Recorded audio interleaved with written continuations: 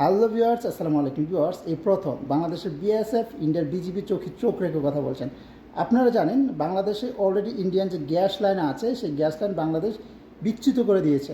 বাংলাদেশ থেকে ইন্ডিয়াতে আর gas supply হবে না। আরেকটা নিউজ আপনার ভাইরাল হয়ে গেছে, দেখছেন যে ইন্ডিয়ার যে মৎস্যরা তারা আগে অনায়াসে বাংলাদেশের ভিতরে ঢুকে তারা মাছ শিকার করতো।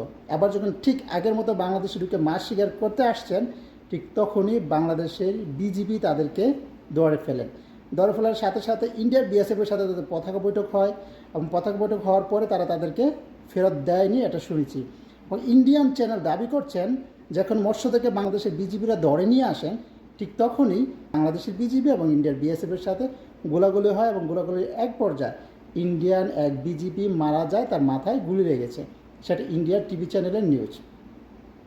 সো ইন্ডিয়া এবং বাংলাদেশের যে কাঁটাতারের বেড়া আছে, কিছু কিছু জায়গা আছে যেগুলোতে এখনও কাঁটাতারের বেড়া নেই, সেটা উন্মুক্ত ছিল। কিন্তু বাংলাদেশের এরকম কঠোর পরিস্থিতি দেখে ইন্ডিয়া নতুন করে ওইখানে কাঁটাতারের বেড়া দিতে আসছিল, কিন্তু বাংলাদেশের বিজিবি তাদেরকে বাধা দেন এবং কাঁটাতারের বেড়া দিতে দেন না। যার কারণে ইন্ডিয়া একটু নড়চড়ে বসেছেন এবং একটু ভয়ে আতঙ্কে আছেন। যার কারণে তারা সেই বর্ডারে বিএসএফের পাশাপাশি সেনা মোতায়েন করেছেন।